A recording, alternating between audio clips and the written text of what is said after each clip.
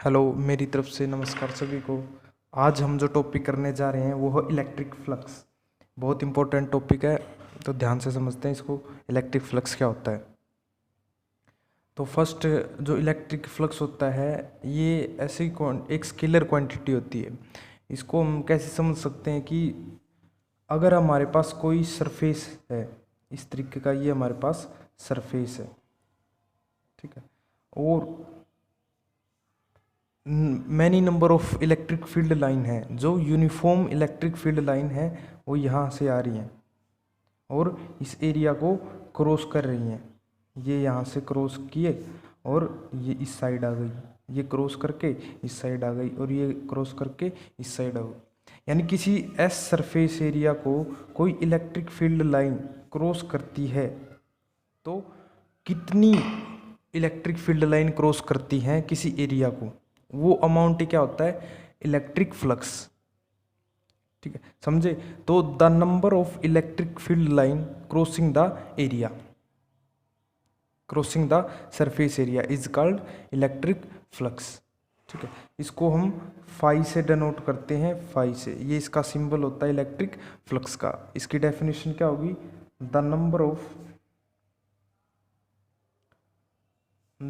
Of electric field line, the number of electric field lines crossing the area या surface area is called electric flux. Electric flux यानी हम बोल सकते हैं कि कितनी number of lines, electric field lines जो कि यूनिफॉर्मली आ रही हैं और वो इस सरफेस एरिया को क्रॉस कर रही हैं। तो 1 2 3 यानी 3 इलेक्ट्रिक फील्ड लाइन है, तो हम इसको बोल सकते हैं कि इसका इलेक्ट्रिक फ्लक्स कितना है? 3 यूनिट। ठीक है, और इसको हम, इसका जो फॉर्मूला होता है वो होता है फाई, इसको इस तरीके से डिनोट करते हैं, equal to E dot S. ठीक है, ई डॉट एस। और ई इलेक्ट्रिक फील्ड लाइन कैसा होता है? एक वेक्टर होता है। दो क्वांटिटी जो कि इलेक्ट्रिक फील्ड लाइन और जो हमारे पास सरफेस एरिया है, इसकी जो डॉट प्रोडक्ट होती है वही क्या होता है? हमारे पास इलेक्ट्रिक फ्लक्स। ठीक, इसमें दो केस आते हैं। एक तो जब इलेक्ट्रिक फील्ड लाइन और सरफेस एरिया के बीच में थीटा एंगल हो, एक जब हमारे पास जो सरफेस एरिया है और इलेक्ट्रिक फील्ड लाइन है उन दोनों के बीच में 90 डिग्री का एंगल हो, तब इलेक्ट्रिक फ्लक्स का अमाउंट क्या होगा? तो case first, when the electric field lines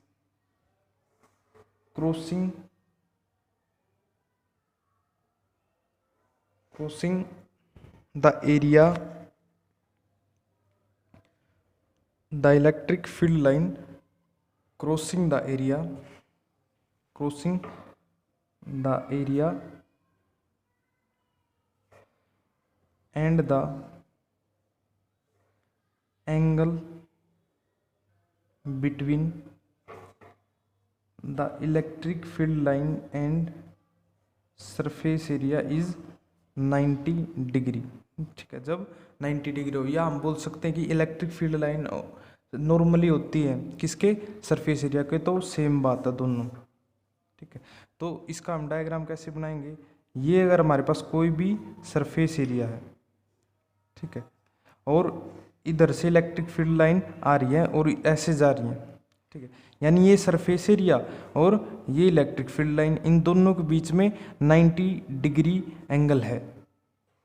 ठीक है, और जो कोई भी सरफेस एरिया होता है इस तरीके से, ठीक है, एक टर्म होती है यूनिट वेक्टर। ठीक है, और एक होते हैं हमारे पास एरिया वेक्टर। ठीक है, ये दोनों अलग अलग होते हैं। जो एरिया वेक्टर होता है वो क्या होता है? कोई भी सरफेस एरिया हो उसके नॉर्मली होता है, ठीक है। तो सरफेस एरिया इस तरीके से है तो जो हमारे पास एरिया वेक्टर होगा वो इस तरीके से इसके नॉर्मली होगा, ठीक है। यानी इलेक्ट्रिक फील्ड लाइन भी इस तरफ ही और एरिया वेक्टर भी इस तरफ। अगर इलेक्ट्रिक फील्ड लाइन भी इसी तरफ है और एरिया वेक्टर की भी डायरेक्शन इस तरफ है तो दोनों के बीच में 0 डिग्री एंगल हो गया, ठीक है। तो अगर यहाँ से हम फ्लक्स की वैल्यू निकालेंगे तो दोनों की dot product E dot D S, अगर स्मॉल एरिया ले लें तो E डॉट डी एस, अगर हमारे पास कंप्लीट एरिया है तो ई एस, ठीक है। तो ये क्या हमारे पास इस फ्लक्स की वैल्यू ई डॉट एस। ये कब था? जब हमारे पास दोनों के बीच में 90 डिग्री का एंगल है। केस सेकंड क्या होगा हमारे पास? When the surface area is not normally to the electric field line, ठीक है। जब नॉर्मली नहीं होगा तो ये कोई सरफेस एरिया है, ठीक है, और ये तो होता है नॉर्मली, जो ये डायरेक्शन होती है ये नॉर्मली होती है इलेक्ट्रिक फील्ड लाइन की। लेकिन अब की बार हमें नॉर्मली नहीं लेना है तो किसी न किसी थीटा एंगल पर, ठीक है।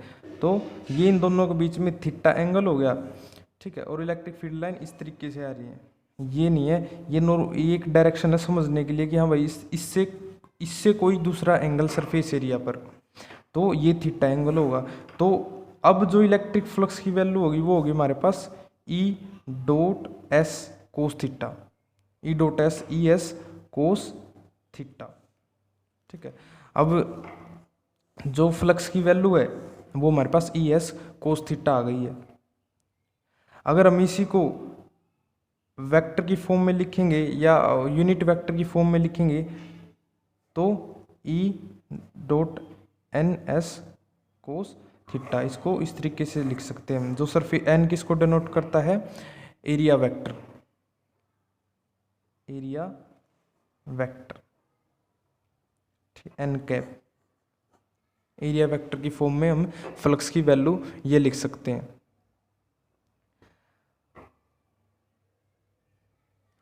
ये तो जब था हमारे पास जब कोई नॉर्मल हो electric field line surface area के, या हम किसी थीटा एंगल पर ले रहे हैं, ठीक है।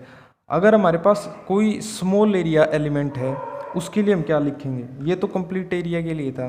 If we R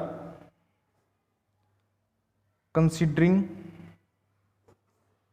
A small area element, small area element, ठीक है, वो हम अगर डी एस ले रहे हैं, ठीक है, कोई भी स्मॉल एरिया एलिमेंट ले लिया हमने डी एस, ठीक है, then the electric flux also small, ठीक है। अगर हम क्या, जो इलेक्ट्रिक फ्लक्स होती है उसकी डेफिनेशन होती है कि कितनी नंबर ऑफ लाइन किसी एरिया से पास हो रही है, number of electric field line किसी एरिया से पास हो रही है। अगर हम एरिया ही छोटा लेंगे, ठीक है, एक तो हमारे पास ये एरिया है, ठीक है, यहाँ से इलेक्ट्रिक फील्ड लाइन पास हो रही है, ठीक है। एक हम बहुत छोटा एरिया लेंगे डी एस एलिमेंट, तो यहाँ से सिर्फ 2 ही लाइन पास हो रही है, यहाँ से 3, तो जितना छोटा एरिया होगा उतना फ्लक्स भी कम होता जाएगा। तो उसकी वैल्यू क्या होगी हमारे पास? फाई ई, उसको हम इस तरीके से डिनोट करेंगे ई डॉट डी एस, ठीक है। यानी एरिया भी हमने स्मॉल लिया है और इलेक्ट्रिक फील्ड लाइन ये होगी, और जो हमारे पास फाई होगा, फाई क्या हमारे पास फ्लक्स, तो ये भी स्मॉल होगा, D phi E.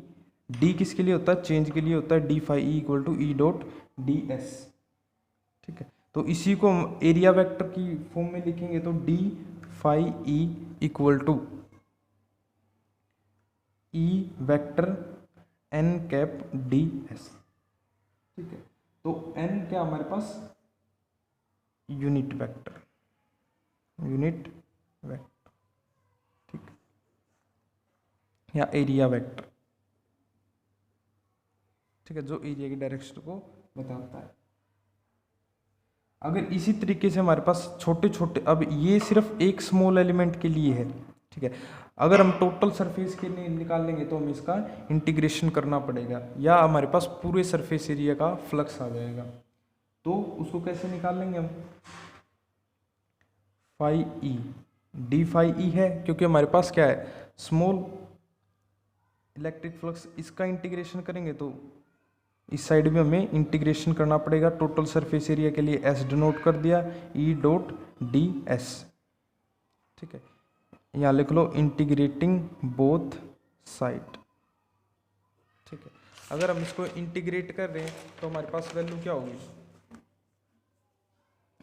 D phi E equal to integration S E dot D S, ठीक है। इसी को हम यूनिट वेक्टर की फॉर्म में क्या लिख सकते हैं, एन कैप डी एस, ठीक है। डी, इसका भी इंटीग्रेशन था इस साइड, तो इससे ये कट जाएगा, इंटीग्रेशन से डिफरेंशिएशन कैंसिल हो जाता है, तो phi E equal to E dot D S है, तो ई डी एस है हमारे पास, इसका इंटीग्रेशन क्या होगा, ठीक है। अब इसका इंटीग्रेशन करेंगे तो हमारे पास ये टोटल एरिया के लिए आ जाएगा, तो integration S E dot D S equal to, इन दोनों की डॉट प्रोडक्ट क्या होती है, E D S cos theta, जो ये थीटा एंगल है यही बताएगा हमें कि फ्लक्स की वैल्यू कितनी है।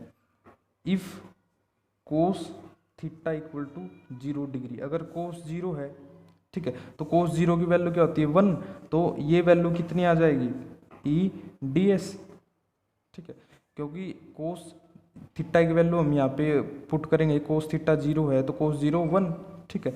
If cos theta equal to 90 degree, cos 90 लेंगे तो ये टोटली हमारे पास 0 आ जाएगा, ठीक है, फ्लक्स की वैल्यू 0 आ जाएगी, यहाँ पे फ्लक्स की वैल्यू ये हो जाएगी, ठीक है।